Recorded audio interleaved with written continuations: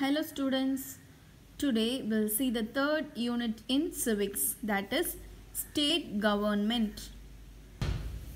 Introduction. The Constitution of India envisages for a federal government having separate systems of administration for the union and the states. There are 28 states and 9 union territories and one national capital territory that is known as Delhi in India.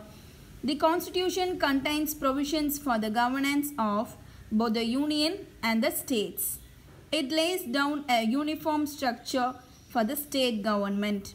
In Part 6 of the Constitution, from Article 152 to 237, which is applicable to all the states. The structure of the state government is formed in the center. It consists of 3 branches. These are the executive, the legislature and the judiciary. நம்மளோட அரசியலமைப்பு எப்படி இருக்குன்னா நம்ம ஒரு கூட்டாட்சி முறையை தான் நம்ம ஃபாலோ பண்ணுறோம். ஆனால் யூனியனுக்கும் ஸ்டேட்ஸுக்கும் அது ரெண்டையும் வந்து நிர்வாகம் பண்ணுறதுக்கு தனித்தனியான சிஸ்டம் நம்ம வச்சுருக்கோம். நம்ம இந்தியாவில் வந்து 28 ஸ்டேட்ஸும் 28 மாநிலமும் 9 யூனியன் டெரிட்டரிஸும் இருக்குது. அதில் ஒன்று வந்து நேஷ்னல் டெரிட்டரி, அதை வந்து நம்ம டெல்லியை தான் நேஷ்னல் டெரிட்டரின்னு சொல்கிறோம். ஸோ நம்ம கவர்மெண்ட்டில் அரசியலமைப்பில் வந்து 6வது பகுதியில் கொடுத்துருக்கிறது மாதிரி ஆர்டிகல் 152 to 237 வந்து எல்லா மாநிலங்களுக்குமே வந்து தனித்தனியான கவர்மெண்ட் இருக்குது. ஸோ அதோட ஸ்ட்ரக்சர் எப்படி இருக்கும் அப்படின்னா அதில் 3 பிரான்ச்சஸ் இருக்கும். அது என்னெல்லாம்னா executive, legislature and judiciary. So now we are going to see about these 3 topics. The executive. So first person is the governor. The governor is the constitutional head of the state executive. Generally, there is a separate governor in each state. But if the situation warrants, so the same person may be appointed as a governor for 2 states. இப்போ நம்ம கவர்னரை பற்றி பார்க்க போகிறோம். So governor தான் அந்த கான்ஸ்டிடியூஷனோட அரசியலமைப்போட ஒரு உண்மையான தலைவர். அவர் தான் வந்து ஸ்டேட் எக்ஸிக்யூட்டிவ். எல்லா தனித்தனி ஸ்டேட்ஸுக்கும் வந்து தனித்தனியான கவர்னர் இருப்பாங்க. ஸோ ஒரு வேளை சிச்சுவேஷனால் தேவைப்பட்டுச்சு அப்படின்னா ஒரே கவர்னர் வந்து ஒரு 2 ஸ்டேட்டை கூட மேனேஜ் பண்ணுவார். அந்த மாதிரியும் உங்களுக்கு லா இருக்குது. So see here, this is the structure of state government, that is executive, legislature and judiciary. So see here, executive, governor, followed by him chief minister and council of minister. So legislature, it is as usual as upper house and lower house. Judiciary, it consists of high court, district courts and other courts. Appointment. The governor of a state shall be appointed by the president. His usual term of office is 5 years, but he holds office during the pleasure of the president. Generally, the governor does not belong to the state where he is appointed. He can also be transferred from one state to another by the president. He can also resign any time by addressing his resignation to the president. கவர்னரை வந்து president தான் appoint பண்ணுவாங்க. So அவரோட பதவி காலம் வந்து 5 years. அதுக்கப்புறமும் வந்து பிரசிடென்ட் சொன்னாங்க, ஸோ அவங்களுக்கு தேவை இருக்குது அப்படின்னா அவங்க வந்து கவர்னரை திரும்பியும் அதிலே கண்டினியூ பண்ண சொல்லலாம். இப்போ வந்து கவர்னர் வந்து எந்த ஸ்டேட்டுக்கு வந்து அவங்கள கவர்னராக அப்பாயிண்ட் பண்ணுறாங்களோ அவர் அந்த ஸ்டேட்டுக்கு சொந்தக்காரராக இருக்கக்கூடாது. அவர் அதோட ஸ்டேட்டோட ஆளாக இருக்கக்கூடாது, அவர் வேறு ஸ்டேட் ஆளாக இருக்கணும். அப்புறம் அவரை வந்து ஒரு ஸ்டேட்லேருந்து இன்னொரு ஸ்டேட்டுக்கு ட்ரான்ஸ்ஃபர் பண்ணவும் செய்வாங்க. அதுவும் பிரசிடென்ட் தான் செய்வார். அவரோட ரெசிக்னேஷனையும் வந்து அவர் பிரசிடென்ட் கிட்ட தான் ஹேண்ட் ஓவர் பண்ணணும். ஸோ அவரோட அப்பாயின்மெண்ட், அவரோட ட்ரான்ஸ்ஃபர், அவரோட ரெசிக்னேஷன் எல்லாமே வந்து பிரசிடென்ட் கிட்ட தான். The legislature of a state or a high court has no role in the removal of the governor. A person may be appointed as a governor for any number of terms. 2 conventions have been set up in the matter of appointing a person as governor of a state. He should not be a resident of the state concerned, and the state government concerned is consulted and its views are sought regarding the proposed choice. கவர்னரை பதவியிலேருந்து remove பண்ணுறதுல state லெஜிஸ்லேச்சருக்கோ ஹைகோர்ட்டுக்கோ எந்த ஒரு சம்மந்தமே கிடையாது. ஒரு ஆளை வந்து கவர்னரை அப்பாயிண்ட் பண்ணுறாங்க அப்படின்னா அவரையே எத்தனை முறை வேணாலும் கவர்னரை அப்பாயிண்ட் பண்ணலாம். ஸோ அதுக்கும் எந்த லிமிட்டும் கிடையாது. அவர் அப்பாயிண்ட் பண்ணுறதுல 2 விஷயந்தான். ஒன்று, அவர் அந்த மாநிலத்துக்கு அவர் சொந்தக்காரராக இருக்கக்கூடாது, அதாவது அவர் அந்த மாநிலத்தை சேர்ந்தவராக இருக்கக்கூடாது. 2வது, அவர் அப்பாயிண்ட் பண்ணுறோம் அப்படின்ற நம்மளோட சாய்ஸை சென்ட்ரல் கவர்மெண்ட் கிட்ட கன்சல்ட் பண்ணிக்கணும். இந்த 2 தான் இவரோட அப்பாயின்மெண்ட்டை பொறுத்தவரையில். According to Article 158(3)(a), where the same person is appointed as governor of two or more states, the emoluments and allowances payable to the governor shall be allocated among the states in such proportion as the president may be order determine. So article 158(3)(a) அது என்ன சொல்லுது அப்படின்னா, எல்லா ஸ்டேட்டுக்கும் வந்து தனித்தனியாக governor இருப்பாங்க. So இப்போது அப்படி வந்து ஆள் இல்லை, அப்படி தேவைப்படுது அப்படின்னா ஒரு 2 ஸ்டேட்டையோ இல்லை அதுக்கு மேற்பட்ட ஸ்டேட்ஸையோ வந்து ஒரே ஆளே கவர்னராக இருந்து பார்த்துக்கலாம். ஸோ அந்த மாதிரி டைமில் அவரோட சேலரி அவருக்கு ஒரு இது கொடுக்கணும் இல்லையா, ஸோ அதை வந்து அந்த ஸ்டேட்ஸுக்குள்ளே பிரிச்சுப்பாங்க. அதை யார் டிட்டர்மைன் பண்ணுவாங்க அப்படின்னா நம்ம பிரசிடென்ட் தான் டிட்டர்மைன் பண்ணுவாங்க. Qualification. Article 157 and Article 158 of the Constitution of India specify eligibility requirements for the post of governor. So the first thing is, he should be a citizen of India. He must have completed 35 years of age. He should not be a member of parliament or of any state legislature. If he is a member of any legislature, he automatically vacates his seat on assuming the office. He should not hold any other profitable occupation. இப்போ நம்ம கவர்னரோட குவாலிஃபிகேஷனை பற்றி பார்ப்போம். So ஒரு person வந்து governor ஆகணும் அப்படின்னா கண்டிப்பாக அங்கே வந்து அவருக்குன்னு ஒரு சில தகுதிகள் இருக்கும். ஸோ அந்த தகுதிகள் இருந்தால் மட்டும்தான் அவரால் அந்த போஸ்டிங்கில் இது பண்ண முடியும். என்னென்ன தகுதிகள் அப்படின்னா, இது நம்ம ஏற்கனவே வந்து நம்ம வைஸ் பிரசிடென்ட்டோட இதுலேயே நம்ம பார்த்துருப்போம். ஸோ அவர் வந்து இந்திய குடிமகனாக இருக்கணும், அவருக்கு 35 வயசு கம்ப்ளீட்டாக இருக்கணும், அவர் பார்லிமெண்ட்டோ இல்லை ஸ்டேட் லெஜிஸ்லேச்சர்லேயோ அவர் மெம்பராக இருக்கக்கூடாது. அப்படி இருந்தார் அப்படின்னா அவர் எப்போ கவர்னர் பதவி ஏற்றுக்கிறாரோ அப்போ அவரோட அந்த போஸ்டிங் வந்து ஆட்டோமேட்டிக்காக வெக்கேட் ஆயிரும். அதுக்கப்புறம் அவர் லாபம் தரக்கூடிய வேறு எந்த தொழிலும் அவர் செய்யக்கூடாது. இதுதான் ஒரு கவர்னர் ஆகிறதுக்கு அவருக்கு இருக்க வேண்டிய qualification. Powers and functions of the governor. The governor is the head of the state executive and he has enormous powers. In the exercise of functions and powers, the governor, except in certain cases, is to be guided by the aid and advice of the Council of Ministers headed by the Chief Minister.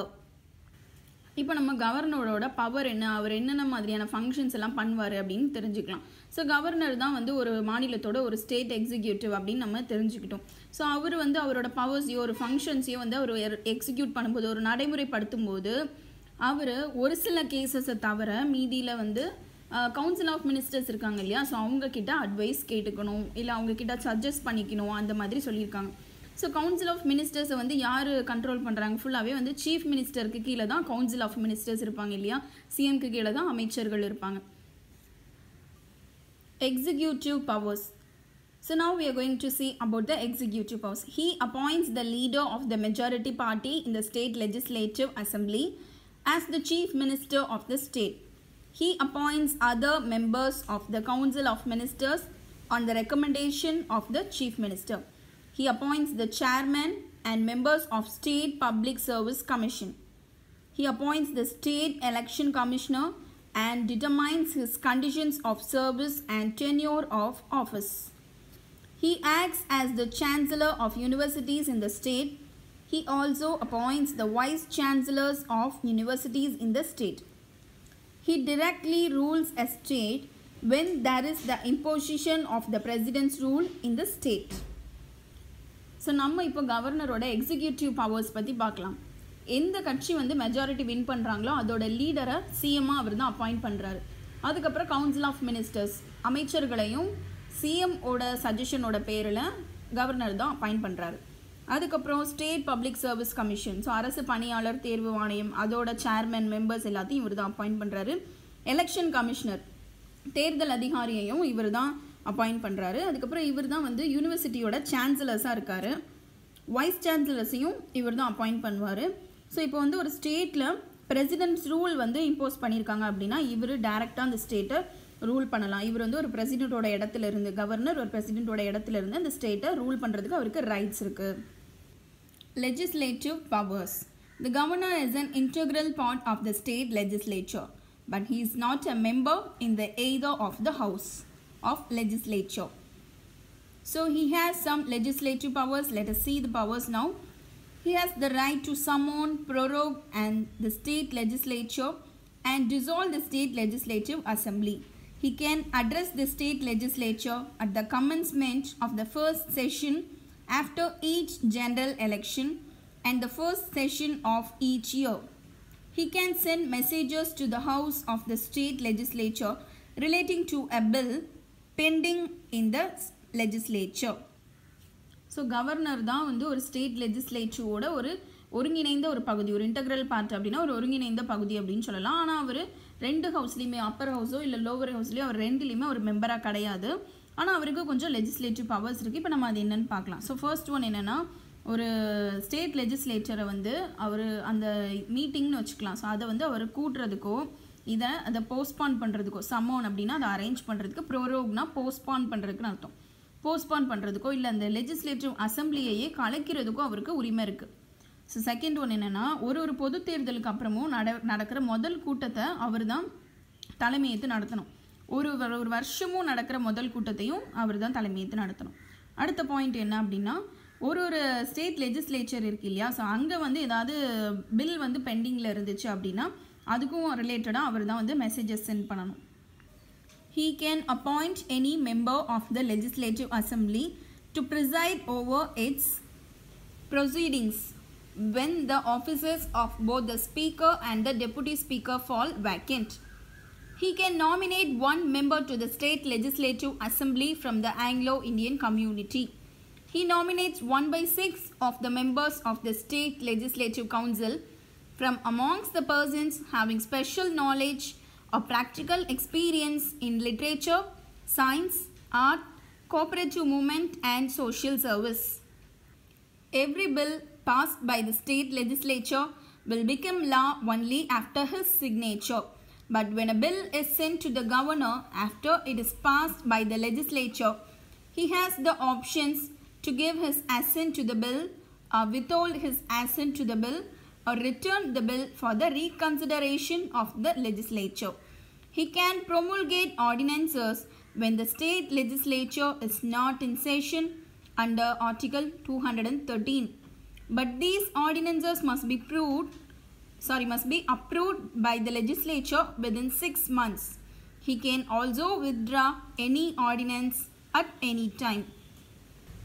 He has to lay the annual reports of the State Finance Commission, the State Public Service Commission and the Comptroller and Auditor General relating to the accounts of the state before the state legislature. So இப்போ வந்து speaker and deputy speaker இந்த ரெண்டு பதவியிலுமே ஆள் யாரும் இல்லை, அது வந்து வேக்கண்ட்டாக இருக்குது அப்படின்னா கவர்னர் வந்து லெஜிஸ்லேட்டிவ் அசம்பிளியில் உள்ள ஏதாவது ஒரு மெம்பரை நீங்கள் அந்த போஸ்டிங்கை வந்து கண்டினியூ பண்ணுங்கள் அப்படின்னு சொல்லி அனுப்பலாம். அதுக்கப்புறம் ஒரு ஸ்டேட் லெஜிஸ்லேட்டிவ் அசம்பிளிக்கு ஒரு மெம்பர் வந்து ஆங்கிலோ இண்டியன் கம்யூனிட்டியிலேருந்து கவர்னர் நாமினேட் பண்ணுவார். 1/6 மெம்பர்ஸ் வந்து இந்த டிபார்ட்மெண்ட்லலாம் நல்ல ஸ்பெஷல் நாலேஜ் இருக்கவங்கலேருந்து அவங்க வந்து அப்பாயிண்ட் பண்ணுவாங்க. அதாவது 1/6 உறுப்பினர்களை கவர்னர் வந்து literature, science, art, cooperative movement, social service, so இந்த டிபார்ட்மெண்ட்லலாம் யார் நல்லா கைத்தேர்ந்தவர்களாக இருக்காங்களோ அவங்கள அதில் அப்பாயிண்ட் பண்ணுவார். ஒரு பில்லும் வந்து ஸ்டேட் லெஜிஸ்லேச்சரில் எப்படி பாஸ் ஆகும் அப்படின்னா இவரோட சைன் வாங்கினதுக்கப்புறம் தான் பாஸ் ஆகும். ஒருவேளை இவர்கிட்ட சென்ட் பண்ணும்போதே அது வந்து லெஜிஸ்லேச்சரில் பாஸ் ஆகிடுச்சு அப்படின்னா அவருக்கு அந்த பில்லை நிறுத்தி வைக்கிறதுக்கோ இல்லை அதை வந்து ரிட்டர்ன் பண்ணி நீங்கள் வந்து மறுபடியும் இதை ஒரு வாட்டி செக் பண்ணுங்கள், ரீகன்சிடர் பண்ணுங்கள் அப்படின்னு சொல்கிறதுக்கோ அவருக்கு ரைட்ஸ் இருக்குது.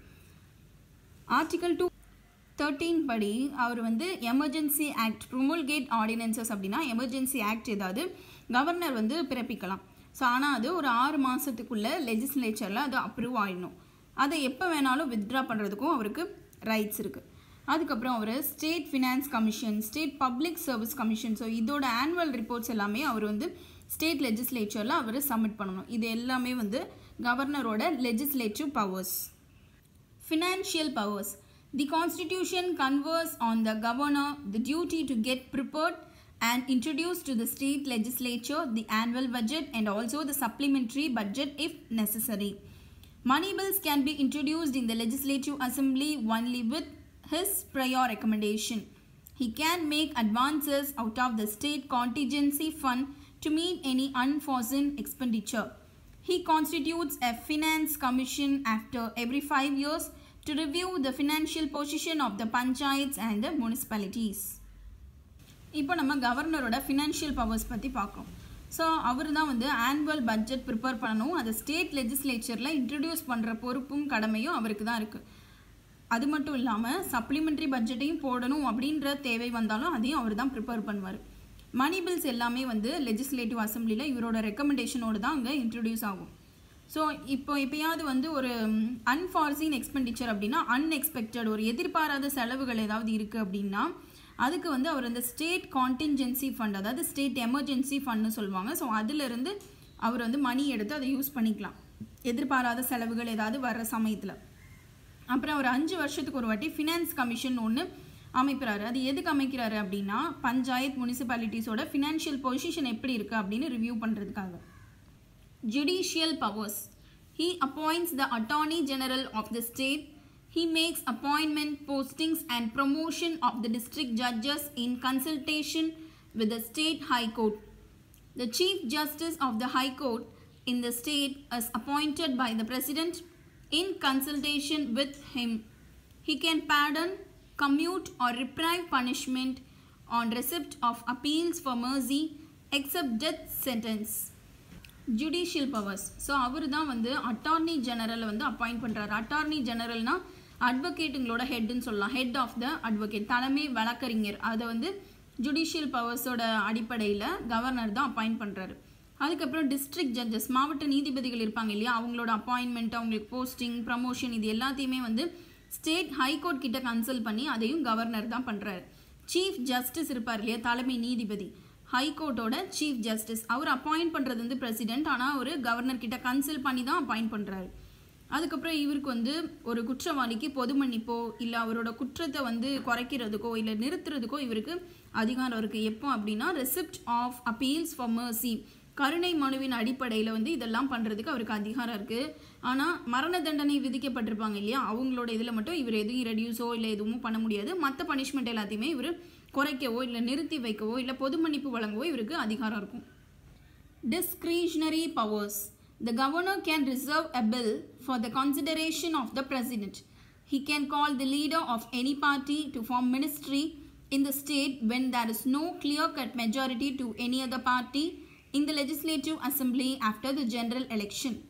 He can dismiss the council of ministers when it is unable to prove the confidence of the legislative assembly. Discretionary powers அப்படின்னா என்னென்னா அவங்களோட விருப்பப்படி அவங்களுக்குள்ள அதிகாரங்கள் அப்படின்னு சொல்லலாம். ஸோ அவருக்கு வந்து ஒரு பில்லை நிறுத்தி வைக்கிறதுக்கான அதிகாரம் இருக்குது கவர்னருக்கு. எதுக்காக அப்படின்னா பிரசிடென்ட் வந்து அதை கன்சிடர் பண்ணட்டும் அப்படின்றதுக்காக ஒரு பில்லை நிறுத்தி வைக்கிற அதிகாரம் இவருக்கு இருக்குது.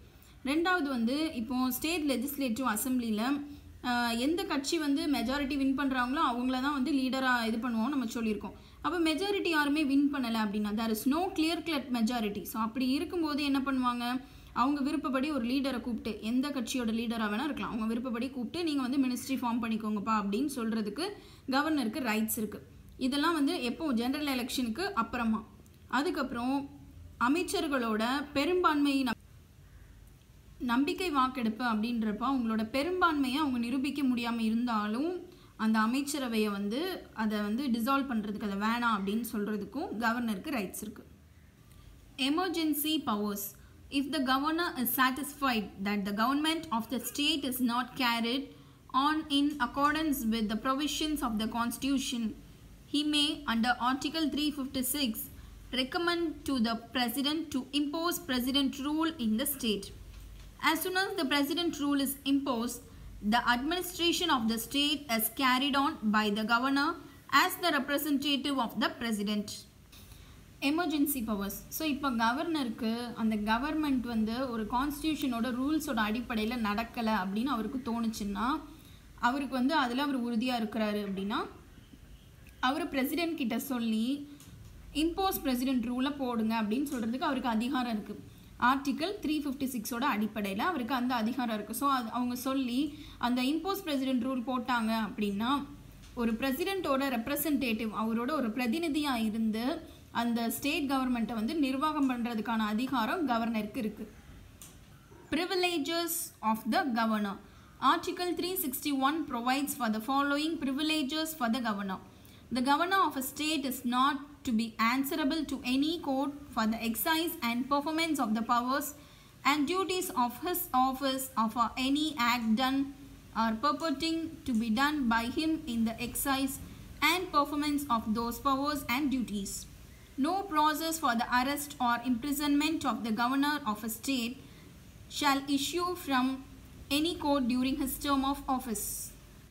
Privileges of the governor. Privileges na special powers. So first வந்து அவர் யாருக்கும் பதில் சொல்லணும் அப்படின்னு அவசியம் இல்லை. எதில் அப்படின்னா அவரோட கடமையை அவர் செய்யும் போதோ இல்லை ஏதோ ஒரு சட்டத்தை வந்து அவர் நடைமுறைப்படுத்தும் போதோ அவர் யாருக்கும் பதில் சொல்லணும் அப்படின்னு எந்த அவசியமும் கவர்னருக்கு கிடையாது.